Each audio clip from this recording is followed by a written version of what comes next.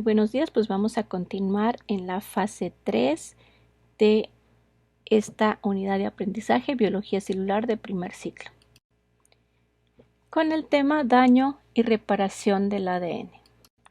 Pues en el contenido que veremos el día de hoy serán mecanismos de reparación del ADN y aquellos daños que pueden suceder dentro del ADN. Para comprender estos mecanismos de reparación en células procariotas y eucariotas. Para empezar tendremos que entender que todo el DNA, que es una molécula que está dentro de nuestro núcleo en las células eucariotas, pues sufre daños durante los procesos normales en la célula, tanto por agentes químicos, físicos o de otra naturaleza que van a dañar estas moléculas, haciendo que se rompan esos enlaces fosfodiéster o que algunas bases se alteren. Estos daños suceden durante toda la vida de una célula y estos daños tienen que ser reparados por mecanismos específicos dentro de la célula que en conjunto se llaman mecanismos de reparación del ADN. Vamos a ver que existen diferentes mecanismos para diferentes procesos. En todo caso, una vez que esta reparación se ha llevado, pues puede haber tres consecuencias en general. Una, que los daños sean tan masivos en el ADN que a pesar de ese sistema de reparación, el ADN no pueda ser reparado totalmente y que cause problemas en la expresión de proteínas que son necesarias para la vida de la célula.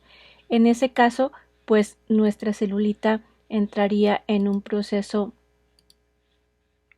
de apoptosis, prácticamente ocasionando la muerte de la célula.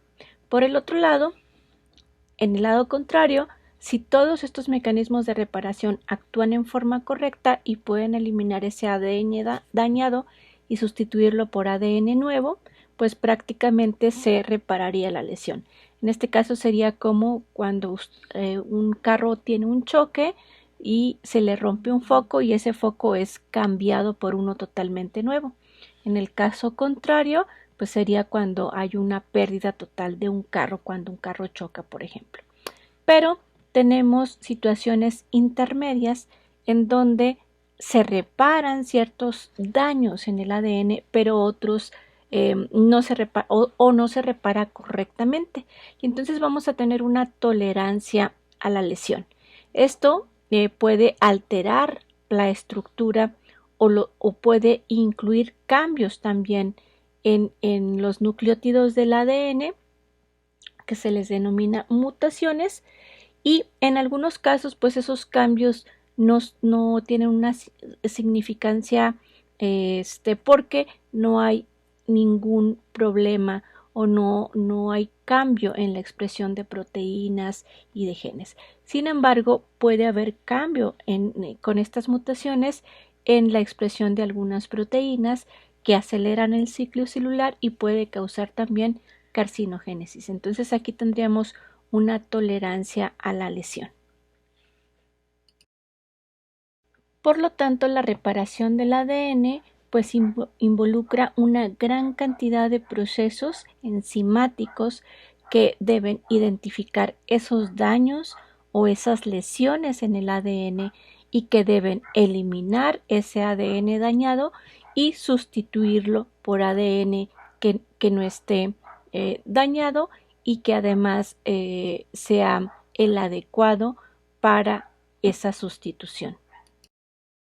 Uno de los errores más importantes que tiene que corregir este sistema de reparación pues es los errores que comete la ADN polimerasa al momento de la replicación, que aunque no es muy alto, sí comete un error por cada 10.000 millones de pares de bases que introduce. Y estos errores, si no se corrigen, pues quedan como mutaciones puntuales dentro de estas cadenas de ADN. Esta alta fidelidad del ADN polimerasa es debido a que ella tiene una actividad de lectura de prueba o proofreading. Eso quiere decir que verifica cada nucleótido que introduce, y si no introduce uno correcto y complementario, pues lo quita y pone uno que sí es correcto. Sin embargo, existen, a pesar de esa fidelidad, pues existe un error que comete por cada 10 millones de pares de bases. Estaríamos hablando que en el genoma humano, que son 3.000 millones de pares de bases, pues una ADN polimerasa en cada proceso de replicación estaría metiendo cerca de 300 errores en el genoma total. Y esos 300 errores pues pueden ocasionar, cuando están dentro de un gen, pueden ser bastante problemáticos para la síntesis del ADN. Estos errores que se cometen, pues aquí tenemos, por ejemplo, una célula, tenemos representado en este espacio nuestra doble cadena de la célula original, y tenemos una base que no corresponde con su par porque en la cadena nueva se introdujo una base errónea, ¿no? Durante la vida de esta célula no hay tanto problema porque una está correcta pero la otra no. Y este problema se va a corregir con un proceso que se llama mismatch repair para eliminar pues esa base incorrecta y que quede nuestra base complementaria y que no haya ningún problema. Ahora, ¿qué pasa cuando este mecanismo de reparación o MMR no actúa? Pues cuando esta célula se replique, va a replicar su ADN en base a estas cadenas.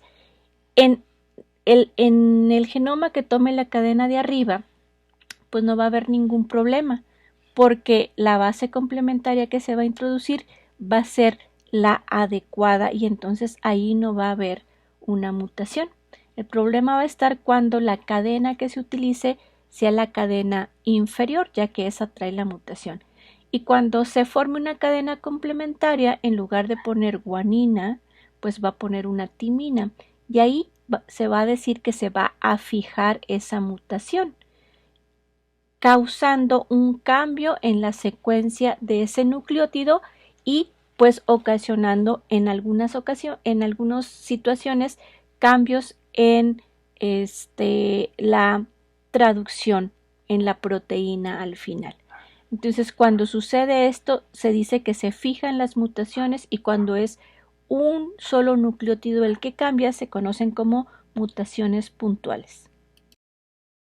¿Por qué son importantes estas mutaciones? Pues son mucho más importantes cuando suceden dentro de las secuencias codificantes o de los genes, ya que existen 3 diferentes tipos de mutaciones. Una en donde no hay un cambio en el aminoácido que codifica ese nucleótido, por lo tanto sería una mutación silenciosa. Ahí no habría ningún problema, ya que esa mutación, aunque existe el cambio de en este caso un uracilo por una citosina, el aminoácido en la proteína sería el mismo, entonces pues prácticamente no se nota. Por eso, mutación silenciosa. Sin embargo, ¿qué pasa cuando ese cambio de nucleótido ocasiona un cambio en la secuencia de este codón y que causa un cambio en el aminoácido? Pues si ustedes se fijan aquí, por ejemplo, teníamos una mutación con cambio en el sentido de traducción o de lectura. En lugar de tener una tirosina, se cambia por un aminoácido serina, y esto puede ocasionar un cambio de conformación de la proteína o una pérdida de la función de la proteína, inclusive en algunos casos. Otra mutación puntual que se puede hacer es cuando se ocasiona una mutación sin sentido. En este caso, en lugar de codificar para un aminoácido, se genera un codón de stop, deteniendo la traducción, de la proteína y generando proteínas más cortas. Aquí también pues afecta en cuanto a la estructura y la función a esa proteína estos cambios. Otro tipo de mutación que se puede dar es cuando se elimina o se agrega una base. Por ejemplo, aquí tenemos la adición de una guanina entre estas adeninas y a partir de ahí ustedes pueden ver que los aminoácidos codificados a partir de esa base añadida se cambian con respecto a los que originalmente deberían de ser codificados, ¿no? La eliminación de una adenina o de elección pues también puede ocasionar el cambio en la secuencia de aminoácidos y eso genera proteínas incorrectas y que no tienen ni estructura ni funciones adecuadas. Pues todos estos cambios, como ya dijimos, pueden afectar no solamente a la proteína, sino a la función de la célula y esta célula puede cambiar la estructura o funcionalidad de un organismo. Por ejemplo, aquí tenemos un ejemplo de este tipo de mutaciones puntuales en un gen de la globina beta que forma parte de una proteína que es la hemoglobina que está dentro de los eritrocitos. Esto ocasiona cambio en la forma de la beta-globina, cambia la asociación de esta proteína que al final genera el cambio en la forma de eritrocitos, por eso se llama anemia falciforme porque hace que los eritrocitos cambien. Estos eritrocitos pues también no tienen las funciones adecuadas de transporte de oxígeno y además generan la acumulación de estos en ciertas regiones generando pues problemas metabólicos a nivel de individuo. Entonces, si se fijan, un solo cambio de un nucleótido en la región de una proteína como la beta-globina pueden ocasionar problemas metabólicos importantes como lo es el caso de la anemia falciforme. Voy a pedir que vean el video de la anemia falciforme que está aquí en la presentación en Nexus para que ustedes puedan ver este ejemplo de anemia falciforme y una mutación puntual en la beta-globina. Bueno, pues estos cambios en nuestro ADN, estos cambios de nucleótidos o inserciones o delecciones se pueden dar también por agentes químicos que están en contacto con nuestro ADN en nuestras células. Estos agentes químicos se les conoce como mutágenos o agentes mutagénicos o también carcinogénicos. Ustedes pueden encontrar en muchas sustancias este símbolo que significa mutagénico o carcinogénico. Y bueno, pues ocasionan cambios en la secuencia de nuestro ADN y pueden ocasionar cáncer también. Uno de ellos pues son los compuestos que vienen dentro del humo del cigarro, por ejemplo. Por otro lado, tenemos algunos segmentos de ADN que pueden mutar o pueden incorporarse a nuestras células en proliferación o diferenciación y pueden ocasionar también cáncer. Por ejemplo, algunos virus pueden desencadenar el cáncer, por ejemplo, en VIH, por ejemplo, y pueden ocasionar la replicación o proliferación celular cuando entran dentro de o cerca de algunos factores o proteínas que causan el crecimiento acelerado de ciertos tejidos, ¿no? Entonces, esto se les conoce como proto-oncogenes. Pues en todo caso tenemos cambios en la secuencia de nuestro ADN que están ocurriendo diariamente. Algunos de estos son cambios a corto plazo porque descompensan los procesos fisiológicos y desarrollo del individuo al faltar enzimas o al producirse enzimas incorrectas o proteínas incorrectas de regulación de metabolismo. y pues prácticamente la célula muere. Entonces ahí prácticamente esos cambios pues son eliminados del organismo pues al morir las células. Sin embargo, vamos a tener cambios a largo plazo, que son aquellas mutaciones puntuales que se quedan o son toleradas dentro de la célula del individuo, y estas se van acumulando conforme a los miles y millones de años, creando organismos que se adapten a las condiciones medioambientales o a las nuevas hábitats para poder desarrollarse. Estos serían cambios a largo plazo, y es como se supone que ha evolucionado tanto células procariotas como eucariotas y animales y vegetales a lo largo de miles y millones de años. En todo caso, los organismos vivos tratan de ser estables genéticamente para poder sobrevivir un tiempo largo en ese sentido, y para ello se requiere de un gran sistema o de un proceso muy grande de reparación del ADN, que va a hacer que estos errores temporales que se den sean corregidos, y que este ADN se mantenga estable. La pregunta es, ¿con cuántas sustancias mutagénicas tenemos contacto nosotros diariamente, ¿no? ¿Quién fuma al lado de nosotros? Pues aquí tenemos a Cadereyta con su refinería, a miles y millones de carros andando por todos lados, simplemente las cremas o los vasos en donde tomamos que son de plástico, los metemos al micro, la carne que comemos, la grasa puede generar estos agentes, ¿no? Entonces los podemos respirar, los podemos tomar, los podemos comer.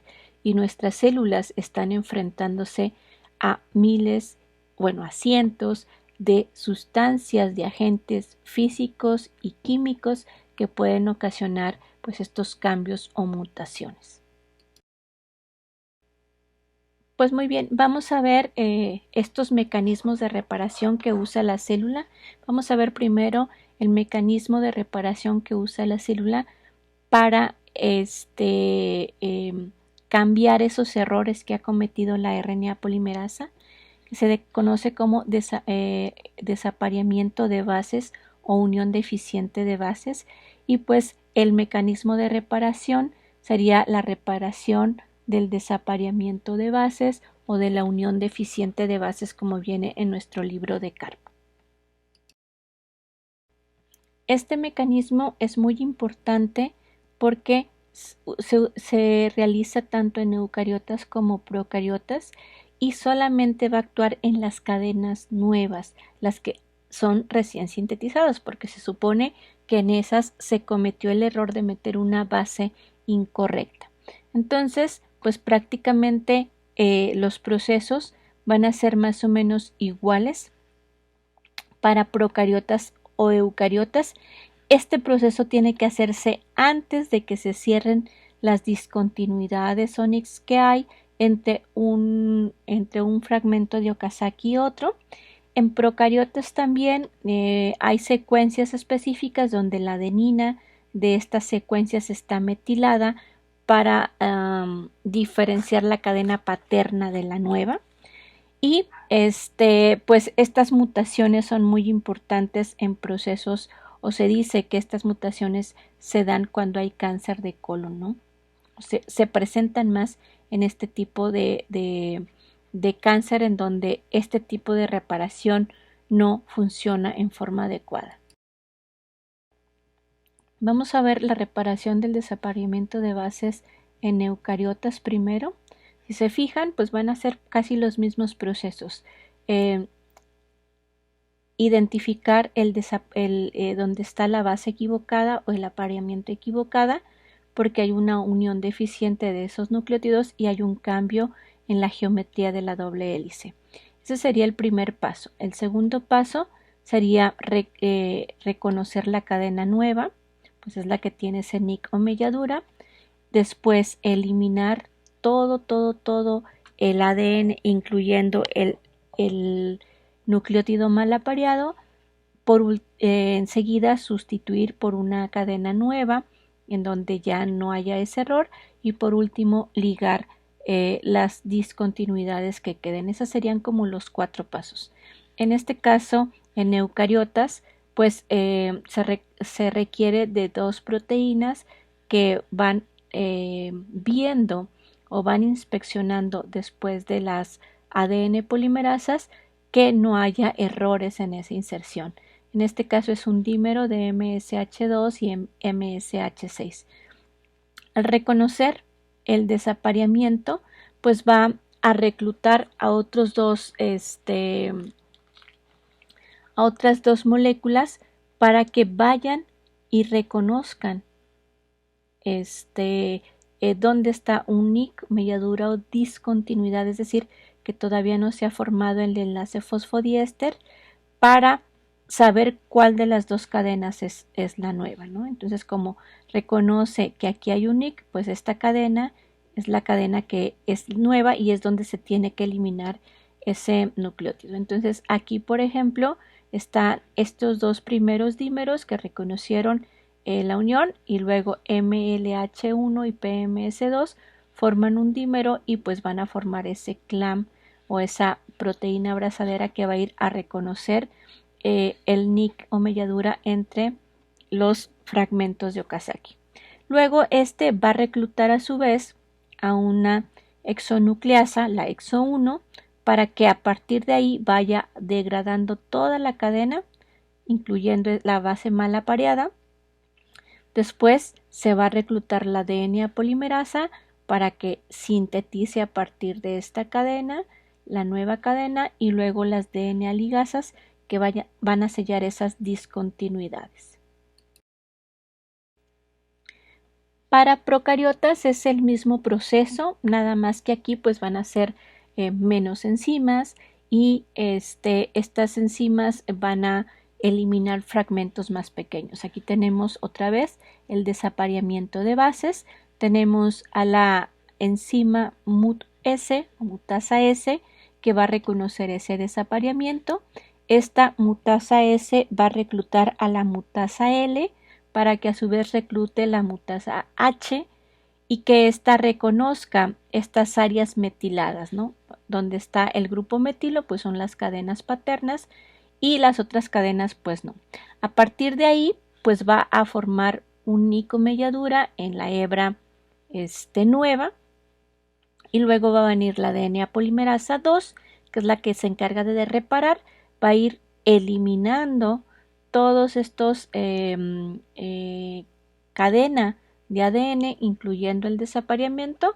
En algunas enzimas también hay exonucleasas, y por último viene la DNA polimerasa, que va a reparar esa secuencia, y luego las ligasas que van a formar esas ligaduras. En el caso de estas procariotas, pues se metilan también estas áreas para que la siguiente vez que se replique, esta funja como hebra paterna también.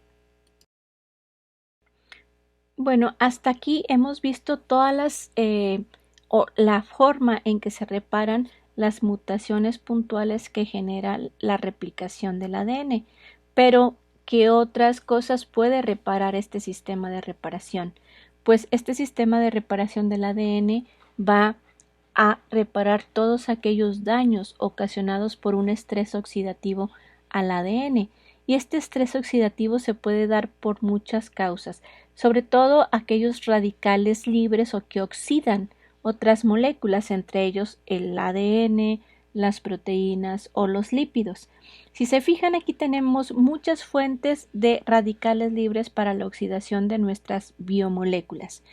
El humo del cigarro, que este sería un agente, las radiaciones ionizantes también, algunos compuestos y conservadores químicos de nuestros alimentos. La luz ultravioleta también puede generar radicales libres en nuestro cuerpo, pero fíjense bien, sobre todo metabolismo. El metabolismo, nuestras mitocondrias en determinado momento pueden generar grupos hidroxilo que pueden dañar nuestras células, así como cuando tenemos algún proceso inflamatorio, ¿no? La inflamación, por ejemplo, en el colon, en el intestino grueso, puede ocasionar, cuando se mantienen por mucho tiempo, pues ocasionar cáncer también de colon, ¿no? Entonces, todos estos procesos normales pues generan moléculas que estresan a nuestro ADN, que lo oxidan, pudiendo causar cambios estructurales en los nucleótidos o estos elementos que forman nuestro ADN. Esta imagen nos ilustra algunas de esas lesiones que se pueden generar y que requieren de reparación. Pues, por ejemplo, se pueden generar sitios abásicos, es decir, que por procesos de oxidación se rompe el enlace que une a la base con la pentosa y se quedan los sitios abásicos. Se dice que en condiciones normales se extraen por ácidos o por calor cerca de 10.000 purinas por día por genoma por célula de mamífero. Y pues estas bases tienen que ser reconocidas y eliminadas, sustituidas por bases completas. Bases alteradas por radiaciones ionizantes o alquilantes, pues nos pueden generar guaninas oxidadas, por ejemplo, o algunas bases o modificadas en algunos procesos también. Pues como ya dijimos, la incorrecta funcionalidad de la polimerasa nos puede generar bases que no se aparean o que no son correctas en su apareamiento también. Algunos de nuestras cadenas pueden incluirse o eliminarse algunas bases por inserciones y delecciones y tener una estructura diferente, ¿no? Por ejemplo, las acridinas son causantes de adición o pérdida de bases o de nucleótidos en nuestro ADN. Eso en procesos de recombinación o de replicación de las células. Y entonces una de las cadenas tendría más bases que la otra, por ejemplo.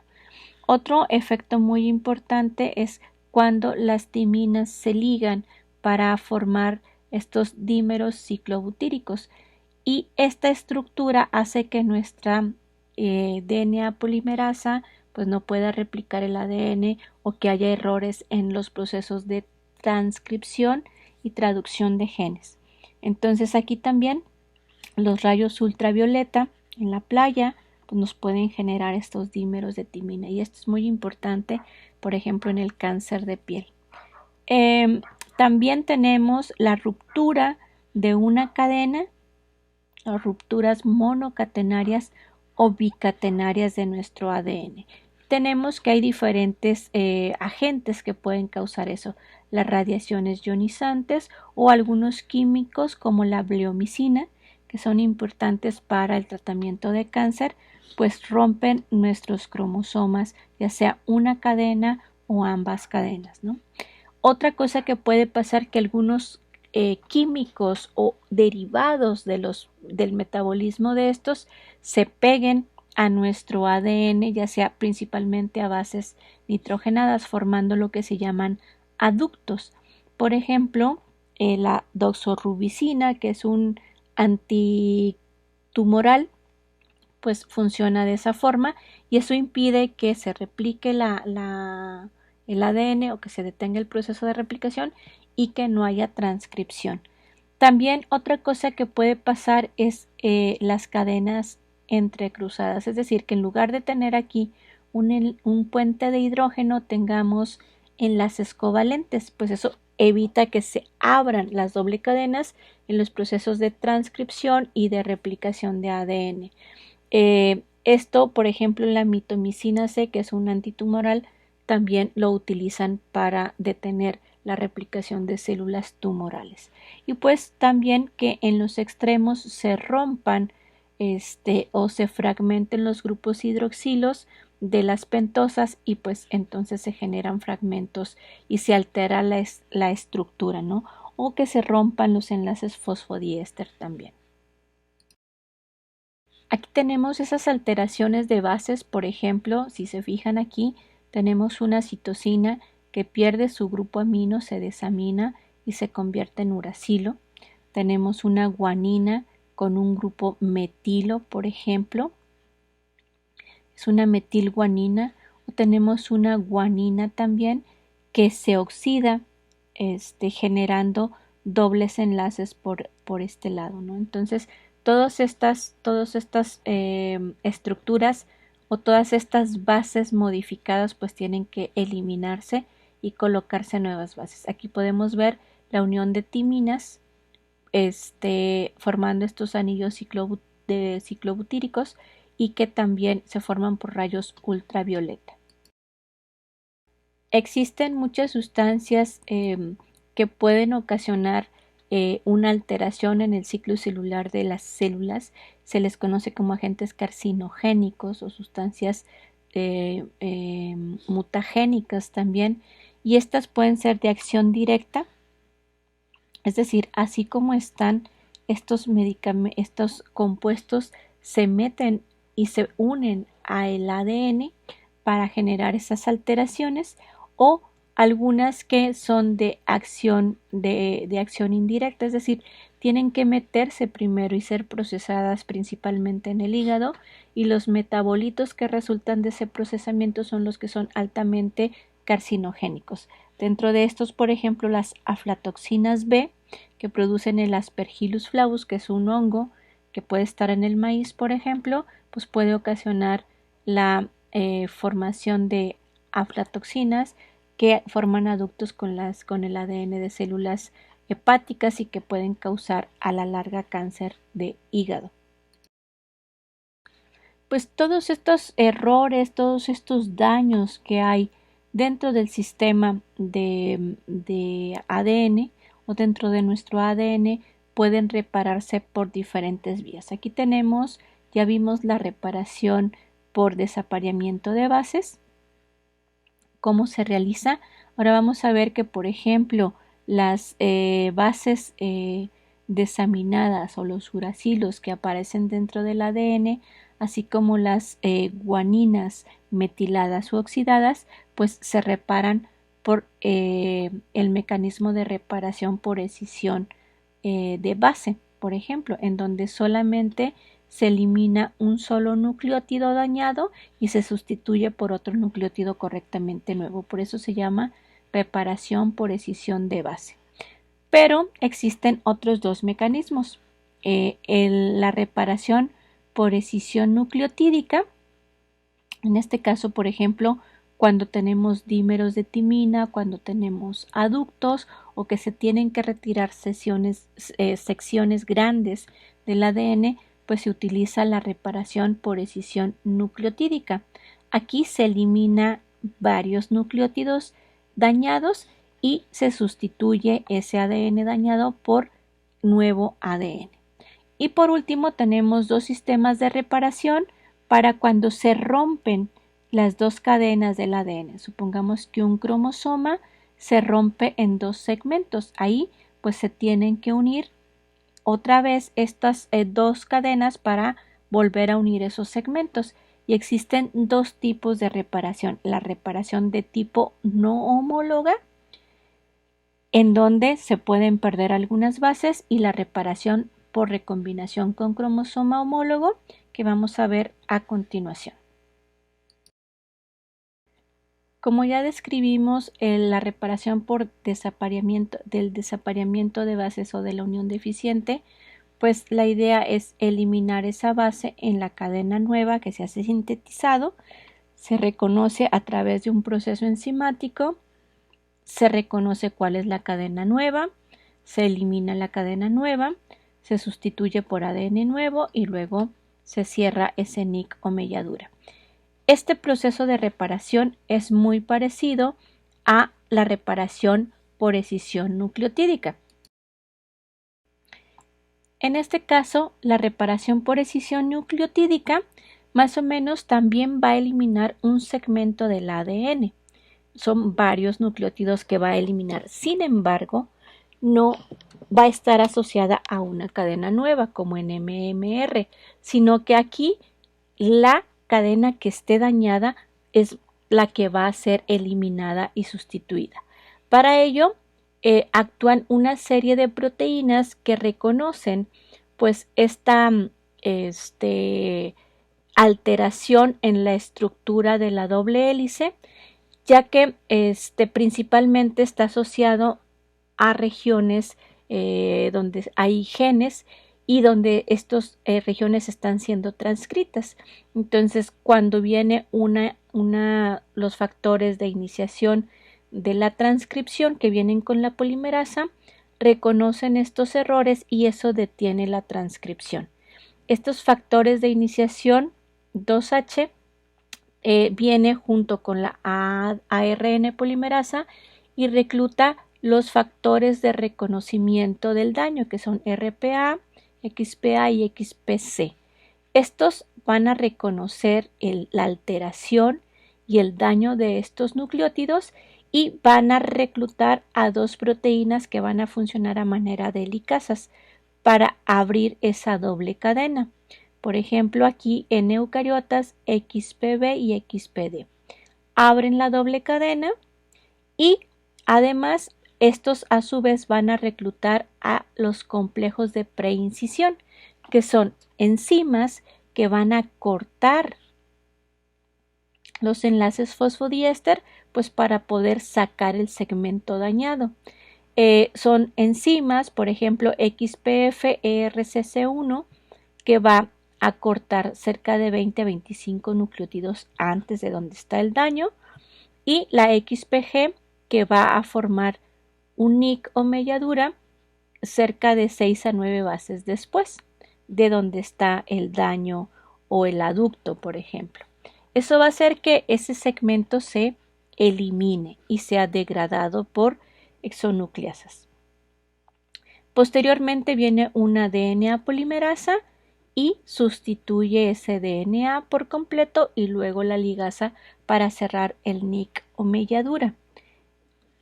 Este sistema de reparación que se explicó aquí es el sistema de reparación por escisión nucleotídica o NER en eucariotas. Aquí tenemos para procariotas ese mismo sistema de reparación. En este caso, cuando se forman los dímeros de timinas, aquí pues actúan las enzimas VRA y B que se unen para reconocer dónde está ese dímero de timina. Luego, estas reclutan a su vez a VRC para que corte o elimine, forme los nicks, pero con menos nucleótidos, unos 4 o 5 nucleótidos antes y 2 o 3 nucleótidos después. Eso genera la eliminación de ese fragmento gracias a la helicasa, y luego viene la DNA polimerasa que sustituye por ADN nuevo y luego la ligasa para cerrar ese proceso, y ya tenemos esa sección reparada de completo.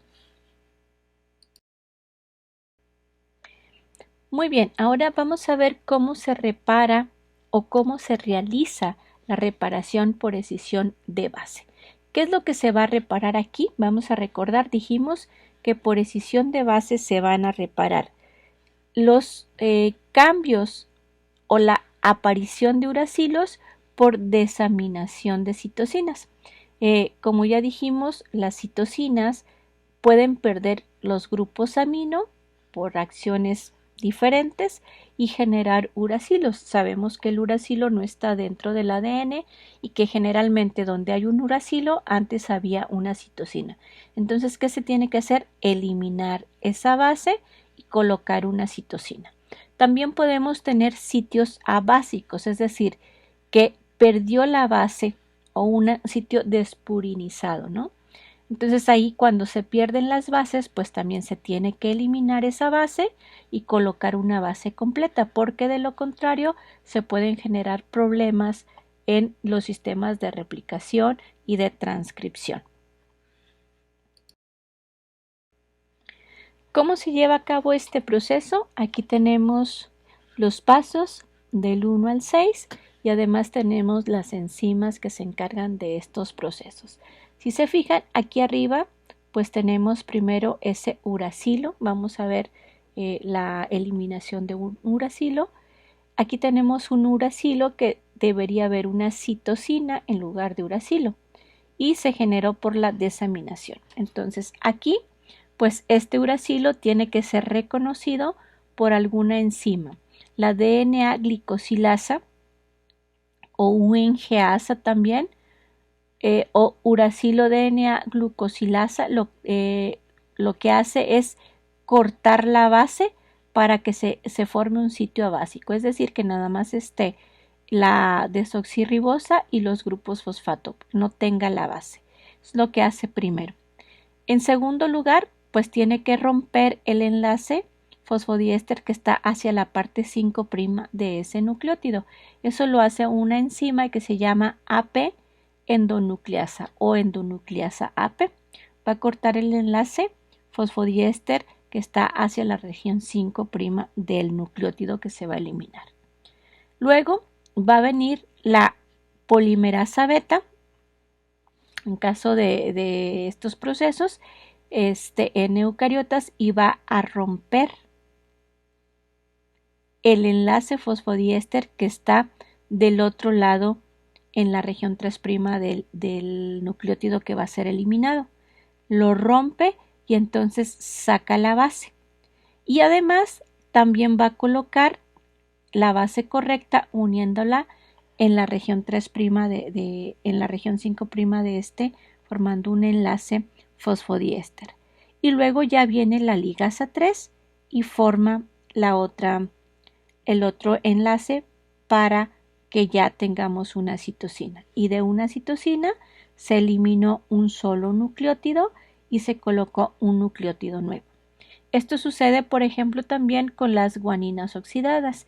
Una enzima específica, HOGG1, reconoce esa guanina oxidada, la quita y luego todo el proceso es igual. Para los sitios abásicos, es decir, que ya perdieron la base, pues el proceso empieza con la apendonucleasa, donde corta el enlace fosfodiéster en la región 5' del nucleótido, luego viene la polimerasa beta, corta el otro enlace y libera el fragmento de nucleótido, y luego coloca el nucleótido correcto y luego viene la ligasa y cierra. Ese sería el proceso de reparación por escisión de base o BER. Pues bueno, les voy a dejar este video para que ustedes lo vean en las presentaciones que están en Nexus. Entren a la presentación y véanlo, porque con el video no lo puedo grabar bien. Pero chéquenlo, es un resumen de los tipos de reparación que vimos hasta el momento. Nos quedan dos tipos de reparación por describir cuando se rompen las dos cadenas del ADN, es cuando hay rupturas bicatenarias del ADN. Esto puede suceder por agentes alquilantes, por agentes químicos, por radiaciones, gamma, rayos X, puede dañar nuestro ADN y fragmentar nuestros cromosomas. Es muy importante que eso se repare porque la fragmentación de la cromatina puede llevar a la muerte de la célula. Y entonces hay dos tipos de reparación. Uno que se llama reparación de las rupturas bicatenarias de tipo no homólogo, es decir, aquí solamente actúan las enzimas para juntar otra vez las terminaciones de las secuencias que se separaron, ¿no? En este caso, cuando se rompe el paso número 1 va a ser el reconocimiento de estos extremos. Por ejemplo, en eucariotas, Q70 y Q80 lo que hacen es reconocer las terminaciones. Luego, si hay estructuras más largas, ADN dañado, pues va a cortar parte de esas terminaciones en el procesamiento. Una vez que ya se procesaron, se van a unir varias proteínas como DNA PKCs, XRC4, algunas DNA polimerasas mu y lambda. Todas ellas se van a reunir para formar un puente que permita acercar las terminaciones y luego va a venir la ligasa y va a formar estas uniones entre estas secuencias. ¿Cuál es el problema de este tipo de reparación? Que en el procesamiento de las terminaciones se puede perder cientos o miles de nucleótidos, y si aquí tenemos un gen, pues ese gen puede alterarse y puede alterarse los productos de ese gen también. El siguiente video también es parte de este sistema de reparación de tipo no homólogo. Para que puedan verlo, chéquenlo en su presentación de Nexus para que vean cómo se lleva a cabo este proceso de reparación de tipo no homólogo. Por otro lado, tenemos la reparación por recombinación con cromosoma homólogo. Para esto, pues estos cromátides deben de estar replicadas, es decir, tiene que ser después del proceso de replicación y antes del proceso de mitosis, donde están las dos cromátides hermanas juntas y que se pueden tomar una como molde para reparar la otra. En este caso, o cuando se realizan los procesos de recombinación por meiosis, por ejemplo, antes de la mitosis o antes de la meiosis. Aquí tenemos los cromosomas, uno de ellos se rompe. Al momento de romperse se procesan las terminaciones también a través de un complejo muy grande de proteínas, mRNA en este caso, y lo que van a hacer es recortar aún más algunas partes de estas terminaciones para poder luego invadir el cromosoma homólogo y tomar sus cadenas como si fueran los moldes para sustituir el ADN que fue eliminado durante el proceso de reparación. Una vez que ya están reparados o que ya están sintetizados estas áreas, se rompe o hay una migración de estos para que nuestro cromosoma homólogo, que funcionó como un modelo, se quede con parte del cromosoma reparado y nuestro cromosoma reparado se quede con parte del cromosoma homólogo que se tomó en cuenta para llevarse a cabo esa reparación. De ahí que por eso se llama reparación por recombinación con cromosoma homólogo. Les pido por favor también que vean el video asociado a este tipo de reparación, para que vean cómo se lleva a cabo la reparación por recombinación con cromosoma homólogo. Por todos estos procesos de reparación que tiene el ADN, pues aumenta mucho más la fidelidad, es decir, de 1 por 10 a la 7 que tiene la polimerasa. Si agregamos estos sistemas de reparación, va a haber un error por cada 10 a la 9. Es decir, de esos 300 errores que se cometieron en el genoma de una célula eucariota en humanos, se va a reducir a solamente 3 errores en todo el genoma. Es decir, aumenta mucho la fidelidad. Eso hace que el genoma de especies pues no cambie más que en miles y millones de años. Por ejemplo, si ustedes se fijan, hablando de la evolución, la similaridad que hay entre el genoma del chimpancé y del humano es cerca de 98%. Es decir, solamente un 2% es diferente, y ese 2% sucedió después de 5 millones de años según las teorías de evolución. Eso quiere decir que tenemos algunas secciones de nuestro ADN muy similares a organismos muy simples, y aunque nos veamos diferentes por fuera, nuestro genoma puede ser muy idéntico para ciertas y genes para ciertas proteínas que son comunes en el metabolismo de muchos organismos. Como vimos, hay muchos medicamentos que pueden actuar sobre el ADN para dañarlo en caso de los antitumorales. Y por otro lado, nosotros hemos aprovechado todos esos procesos que ya hemos conocido pues para generar medicamentos y detener la replicación de bacterias patógenas, por ejemplo, las quinolonas que hablábamos que detienen la ADN girasa e impiden el proceso de replicación adecuadamente en bacterias. También tenemos otros medicamentos, el metronidazol, a lo mejor ustedes por ahí lo han oído hablar, pues para tratamiento de yardias, de amibas o de algunas bacterias anaerobias.